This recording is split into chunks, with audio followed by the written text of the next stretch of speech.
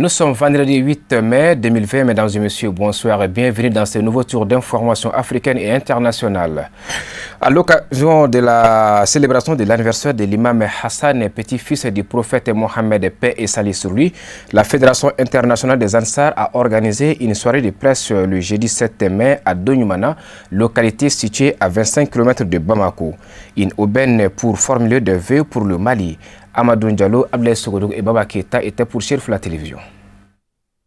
Organisé dans le strict respect des mesures de distanciation pour éviter la propagation de la pandémie de Covid-19 qui sévit dans le monde actuellement, ce prêche animé en deux phases, la première par le fils du guide spirituel des Ansar, Sayyid Sherif Ahmed Tidiane Haïdara, qui a fait la genèse de cette nuit, la quintessence de la commémoration de l'anniversaire du petit-fils du saint prophète Mohammed, paix et salut sur lui, dont le parcours exceptionnel apparaît comme un modèle à suivre pour la jeune génération. Fils d'Imam Ali, cousin du prophète, et Fatima Zahara, sa fille, Imam Hassan est né le 15 du mois de Ramadan de la 3e année de l'Hégire dans la péninsule arabique actuelle Arabie Saoudite. Nous sommes ce soir en train de célébrer la naissance du premier petit-fils du prophète Mohammed sallallahu alayhi wa sallam, qui est l'imam Al-Hassan ben Ali alayhi salam. Imam Hassan, c'est le premier petit-fils du prophète Mohammed sallallahu alayhi wa sallam. Nous sommes aujourd'hui 14e jour du mois de Ramadan. Demain c'est le 15e jour, donc nous sommes 15e nuit. Alors Imam Al-Hassan est né un 15 du mois de Ramadan. Alors notre guide spirituel, Sayyid Sherif Ousmane Madana Haïdara, nous a exhorté à célébrer la naissance et à commémorer ces naissances, l'anniversaire de ce grand imam. Il n'est pas le seul, ils sont au nombre de 4. C'est-à-dire ses géniteurs, qui est l'imam Ali alayhi salam et Fatima Zahra alayhi salam, et l'imam Hassan lui-même et son petit frère l'imam Al-Hussein alayhi salam. La célébration de l'anniversaire de l'imam Hassan, qui a su incarner toutes les valeurs et qualités morales du saint prophète Mohammed, paix et salut sur lui, revêt une importance capitale pour les Ansar à travers le monde, qui magnifient le grand jour en réitérant leur affection à l'endroit du prophète, paix et salut sur lui, et sa noble famille telle que recommandée par le Coran. Donc le guide spirituel nous a exhortés à célébrer leur naissance, à commémorer leur anniversaire, parce que ce sont des personnes que Allah subhanahu wa ta'ala lui-même a exhorté de les aimer et de les magnifier. Alors voilà pourquoi, alhamdulillah, nous le faisons à tout moment et en toutes circonstances. Nous sommes actuellement à Donyumana, au champ du guide spirituel Sayyid Sherif Ousmane Madana Haïdara. Nous l'avons fait ici, habituellement on le fait publiquement, voilà, à Bangoni Djenganebou, mais alhamdulillah, cette fois-ci, à cause du confinement et du couvre-feu prescrit par le gouvernement à cause de la pandémie du Covid-19. Donc voilà pourquoi nous les faisons ici à Donyumana, pour respecter les gestes barrières et sanitaires que le gouvernement et les agents de santé nous ont exhortés. C'est un jour qui doit être célébré et qui doit être connu par tout un chacun, par tout un musulman. La deuxième partie du prêche a été animée par le président du groupement des leaders spirituels musulmans du Mali, du Haut Conseil islamique et non moins guide spirituel des Ansar, Sayyid Sherif Ousmane Madana Haïdara, qui s'est surtout apaisanti sur la proclamation des résultats du second tour des élections législatives qui ont été contestées à plusieurs niveaux. Actualité oblige, il a invité les autorités compétentes à revoir le processus afin d'éviter à notre pays de replonger dans une énième crise, car, dit-il, notre pays qui a tant souffert n'en a point besoin. Des séances de bénédiction ont mis fin à la cérémonie. Vivement l'édition prochaine. Tout à fait, Moussa Fomba. Une série de distributions de vivres et autres articles de la Fondation Volontaire d'Afrique à l'intention des couches démunies et certaines associations de personnes handicapées ainsi qu'à la pouponnière de Niamakuru. Le budget alloué à cette campagne de distribution s'élève à hauteur de 70 millions de francs CFA et devrait concerner plusieurs localités du Mali en raison de la crise sanitaire. C'était en présence de la ministre de la Promotion de la Femme, de l'Enfant et de la Famille. Le point avec Sadio Silbé et Nouhoum Koni. Cette série de dons a concerné plusieurs localités du district de Bamako. Un peu plus tôt dans la matinée, la première donation a commencé au centre d'accueil et de placement familial pouponnière de Niamakoro avec un lot composé de sucre, de kits sanitaires et de riz pour une valeur de 4 millions de francs CFA. Cet élan de solidarité est la suite logique d'un partenariat entre la Fondation volontaire d'Afrique et le ministère de la promotion de la femme, de l'enfant et de la famille. Notre présence ici aujourd'hui se situe dans le cadre d'un partenariat qu'on a noué avec la pouponnière et le ministère depuis 3 ans maintenant. Nous fournissons des vivres tous les jours. On fournit du pain à la pouponnière.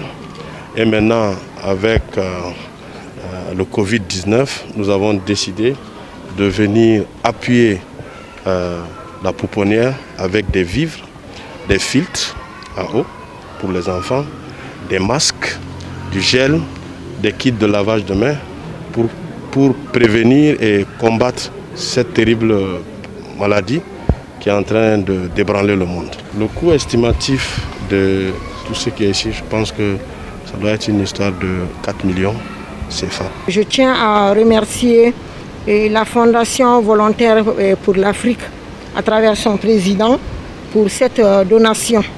Donation qui va à l'endroit de la pouponnière, qui est une structure d'accueil des enfants en situation difficile.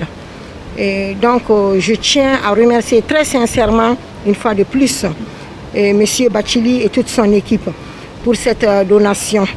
Et dire aussi que cette donation va en droite ligne avec la vision du président de la République, son Excellence Ibrahim Boubacar Keïta. Et premièrement, dans la lutte, ça rentre dans la lutte contre la maladie à coronavirus ou Covid-19, qui est en train de faire beaucoup de ravages dans le monde entier et aussi dans notre pays. Et deuxièmement, ça rentre dans la prise en charge des enfants en situation difficile. Après la pouponnière, la délégation du président de la Fondation volontaire d'Afrique s'est rendue successivement à l'ONG Al-Barka, au marché à bétail de Faladier, récemment touché par un incendie d'électricité en commune 6 du district de Bamako, à l'Assemblée permanente des chambres des métiers du Mali et à l'Association des personnes handicapées et autres associations défavorisées comme Adama Denya Djigi de Médine-Koura. L'objectif est d'aider les personnes démunies, surtout en cette période de crise sanitaire. Les bénéficiaires n'ont pas manqué d'exprimer leur entière satisfaction et remercier la Fondation pour ses actions de solidarité. Aujourd'hui, les artisans traversent une période de famine. Donner quelque chose à son semblable, c'est lui montrer qu'il est utile pour toi. Nous remercions la Fondation pour ce geste humain, parce que le business c'est bon, mais humain d'abord. Le président d'honneur de la Fondation volontaire d'Afrique qui procède à une tournée de distribution. Il a eu à toucher pas mal d'associations et pas mal de centres d'accueil et d'orphelinats. Et aujourd'hui, il nous a choisis pour recevoir un lot dans le cadre de la lutte et de la prévention contre la pandémie, le Covid-19. Je vous remercie très sincèrement, mais laissez-moi d'abord de remercier et de féliciter ce grand monsieur Samba Bachili, qui est une fierté pour l'Afrique et pour le Mali. Comme il a dit, depuis une dizaine d'années, ce n'est pas aujourd'hui que l'appui de Samba Bachili a commencé envers les artisans. Ça fait plus de 10 ans qu'il appuie les artisans, qu'il nous assiste, il nous conseille. Le mot me manque très sincèrement. Nous sommes ici aujourd'hui dans le cadre de la donation que ma Fondation volontaire d'Afrique a voulu bien faire à la Chambre des métiers. Chambre des métiers avec qui nous avons un partenariat depuis maintenant une dizaine d'années. Nous avons commencé par la commune 5. On a eu à faire pas mal de choses avec eux. Donc, connaissant leurs problèmes, parce que tout le monde sait aujourd'hui que cette pandémie est en train de mettre l'économie en branle. Connaissant les artisans, la plupart vivent le jour. On sait que c'est très difficile. Donc, on a décidé de les apporter des vivres pour pouvoir quand même tenir. Parce qu'on sait que ce n'est pas facile. Un artisan, il vit le jour avec ses bras. C'est le lieu aussi de saluer cette initiative du gouvernement qui a poussé les artisans à fabriquer des kits de lavage de mains qu'on a tous achetés nous-mêmes et des lits parce que C'est en produisant localement qu'on crée de la richesse. A noter que Fondation Volontaire d'Afrique entend sillonner toutes les régions du Mali pour accentuer sa générosité en faveur des démunis avec un budget prévisionnel de 62 millions environ. Autre sujet dans ce journal, devenu une tradition au fil des ans, à chaque fois qu'il y a une nouvelle variété de produits sémenciers, les responsables de la Société Générale des Business Agricoles SOGEBA ont organisé une journée porte ouverte à l'intention des agriculteurs ainsi qu'à leurs partenaires pour expliquer le bien fondé des nouvelles variétés sémencières. C'était jeudi 7 mai au jardin potager de Sanankoroba en présence de plusieurs acteurs du monde agricole. On fait le point avec nos envoyés spéciaux à Sanankoroba, Amadou Kamara et Seydou Niari. C'est avec les commentaires signés Moussa Fomba. Cette cérémonie d'exposition et d'information des journées portes ouvertes de la Société Générale des Business Agricoles SOGEBA a pour but d'expliquer aux paysans et aux partenaires l'importance de ces différentes nouvelles variétés. Nous avons organisé cette journée après l'étape de Marina Djomougou. Et vous savez très bien que la SOGEBA, c'est une société vraiment qui a des politiques vraiment bien ciblées. Donc par rapport à ces politiques, nous avons été en Inde pour une prospection des marchés. Donc avec les partenaires hindous, nous avons ciblé quelques variétés vraiment qui nous ont beaucoup plu et que nous avons pensé qu'une fois qu'on va emmener ces variétés chez nous, vraiment ils auront la chance de s'adapter et que nos partenaires vraiment vont avoir, comment dirais-je, de l'amour vraiment à cultiver vraiment ces variétés-là. Donc maintenant, dans la politique de la SOGEBA, avant que nous mettons vraiment des variétés vraiment sur le marché, on préfère d'abord nous-mêmes tester au niveau de notre parcelle de démonstration. Nous avons amené quelques variétés que nous avons vraiment testées, mis en test au niveau de cette parcelle. Donc ces variétés sont déjà arrivées à un stade, comment dire, de fructification dans la plupart des cas. Que ce soit les concombres, que ce soit les melons, que ce soit les pastèques, ils sont déjà arrivés vraiment au stade de fructification. Donc nous avons jugé nécessaire vraiment d'amener nos partenaires revendeurs et les producteurs, non seulement les groupements des femmes, pour qu'eux-mêmes vraiment viennent voir la performance vraiment de ces variétés-là et de se prononcer afin de nous aider vraiment dans l'importation vraiment de ces variétés. Voilà pourquoi on a organisé cette journée porte ouverte. Selon le responsable commercial de la Société Générale de Business Agricole SOGEBA, ces variétés composées de concombres, melons, tomates, poivrons, pastèques, aubergines sont importées de l'Inde. Donc vous voyez déjà sur place, on a les concombres. Tous ce sont des variétés hybrides. Hein. On a les concombres, on a les aubergines, on a les piments, on a les melons, on a les courges, on a aussi les pastèques. Nous avons aussi de la tomate. Nous avons 3 variétés de tomates, 3 variétés de piments, 2 variétés de choux, une variété d'aubergine, 2 variétés de melons également et une variété vraiment de concombre. La durée de ces variétés, dans la plupart des cas, quand tu prends les melons, les courges, les concombres, et ils ne dépassent pas les 60-65 jours. Voilà, donc la tomate, ça va un peu au-delà de ça. La tomate, c'est dans les 110 jours. Et les aubergines aussi, c'est dans les 110 jours également. Donc vous allez voir qu'avec les choux, c'est les choux qui sont un peu, comment dire, de long cycle. Les choux vont dans les 110 jusqu'à 120. Comment dire, le cycle. Mais ils sont tous des variétés vraiment hybrides. Les rendements aussi, c'est très conséquent parce que quand tu prends le concombre ça peut donner jusqu'à 20-25 tonnes à l'hectare. Et la tomate peut donner de 60 jusqu'à 65 tonnes à l'hectare. Et les pastèques, comme vous le voyez, ça peut donner jusqu'à 65-70 tonnes à l'hectare. Voilà. Et les aubergines également, c'est de 60 à 65 tonnes à l'hectare. Donc c'est des variétés vraiment qui sont très rentables. Vraiment, en tout cas, moi je pense qu'une fois que les paysans vont avoir ces variétés-là, ça pourra faire vraiment leur affaire. A noter que la Société Générale des Business Agricoles SOGEBA est une entreprise agricole spécialisée dans la production, la vente et la vulgarisation des produits sémenciers. Notre pays, le Mali, n'est pas épargné par la maladie à coronavirus ou Covid-19. Apparue au Mali au mois de mars dernier, cette pandémie se propage à grande échelle, surtout dans la capitale Bamako et les régions notamment. Le ralentissement des activités créatrices de revenus dans tous les domaines est l'une des conséquences de cette pandémie dans notre pays. Comment est-ce que les commerçants, ouvriers et artisans traversent-ils cette période? Quelles mesures ils ont-ils adoptées afin de surmonter remonter la pente. Voyons ce reportage signé Samaïra Sanogo Ablé Sougoudou.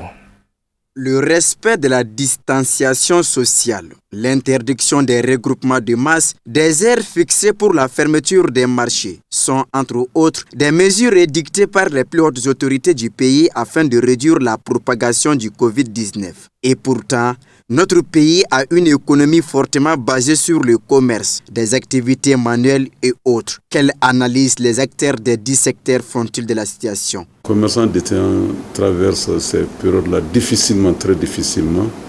Nous sommes des commerçants détaillants, nous ne sommes pas des importateurs. Donc quand les difficultés viennent au niveau des secteurs privés, les premières personnes qui vont sentir, c'est les commerçants détaillants. Les gens ont peur d'approcher même les gens partout où se trouvent des mondes, alors que le marché c'est des mondes, hein. C'est là-bas où les gens se retrouvent. Donc si on se dit que là où les gens se retrouvent, que c'est là-bas qu'on peut attraper les pandémies, donc moi je pense que si les gens ont déjà peur de rapprocher les gens, donc ça veut dire que le commerce c'est fini, c'est mort. Hein. Aux situations exceptionnelles, des solutions exceptionnelles. Les activités génératrices de revenus étant une obligation pour joindre les deux bouts dans notre société, quelles mesures ont-ils adoptées pour équilibrer la situation? Le secteur de l'artisanat traverse avec le Covid, traverse des moments très très difficiles. Des moments très très difficiles et surtout avant même le Covid-19, le secteur de l'artisanat souffre depuis 2010. C'est difficile pour un artisan. Très difficile pour un artisan, nous ne sommes pas des fonctionnaires. Nous ne vivons que de jour en jour.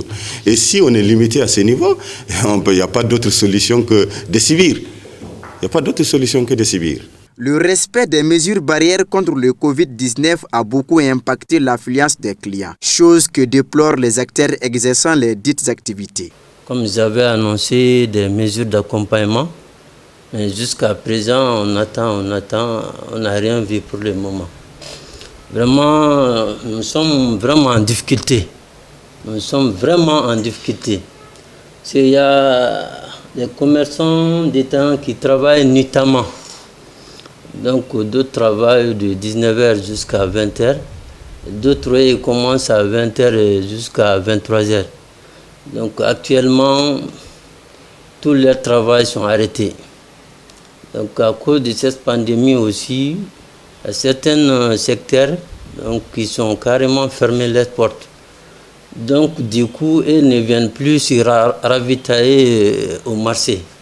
Donc toutes les activités sont au ralenti vraiment. Même son de cloche chez les exploitants forestiers qui estiment que du début de la pandémie à nos jours, la situation ne fait que passer de mal en pire, car les clients sont presque invisibles ces temps-ci. En attendant un heureux dénouement de cette situation qui coupe du sommeil à tout le monde, les acteurs exerçant des activités génératrices de revenus afin de subvenir aux besoins de leur famille méditent lamentablement sur leur sort. Voilà, c'est ce qui nous amène à l'étranger pour voir ce qui fait l'essentiel de l'actualité africaine et internationale. Un commentaire signé Sadio Sidibé.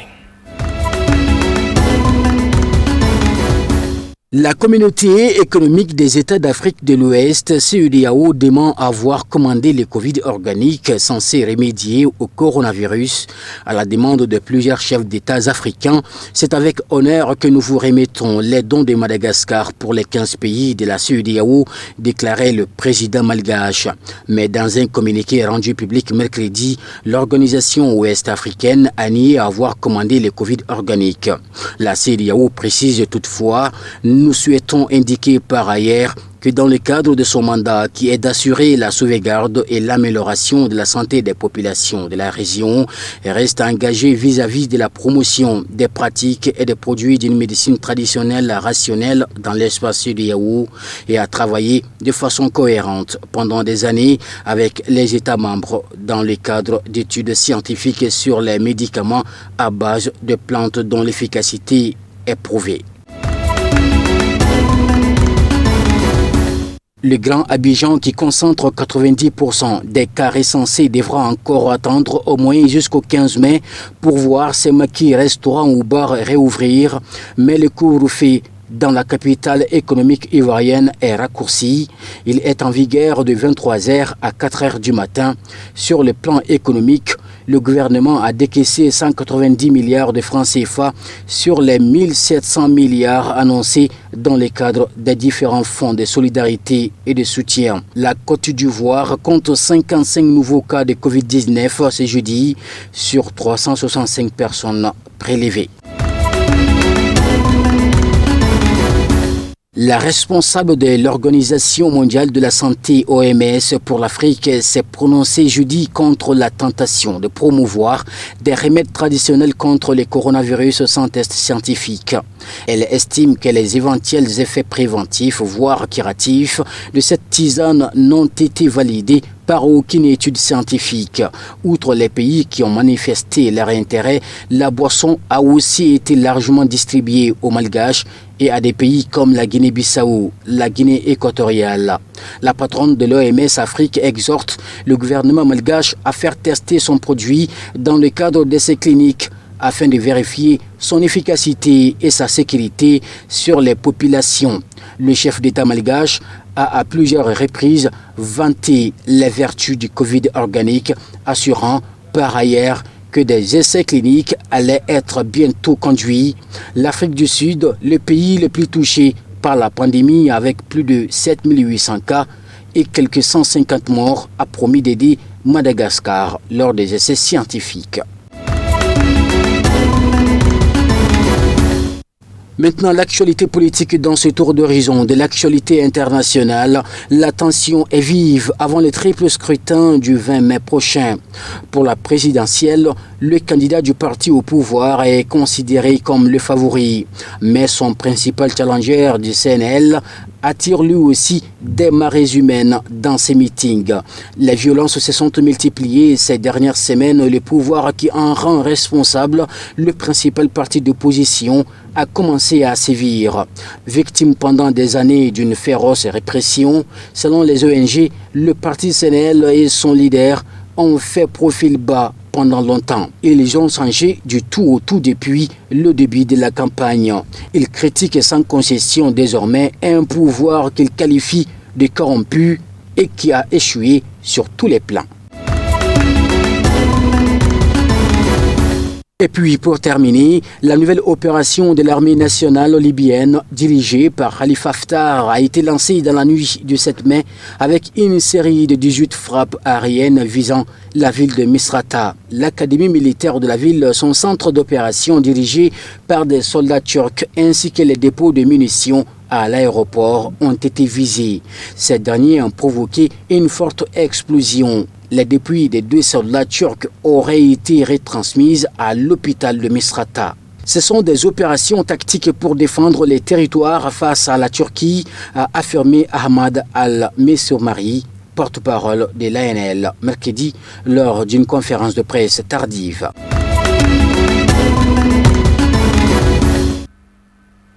Et c'est tout pour ce journal que nous vous remercions d'avoir suivi. Excellente soirée sur Cherif la Télévision. Bonsoir.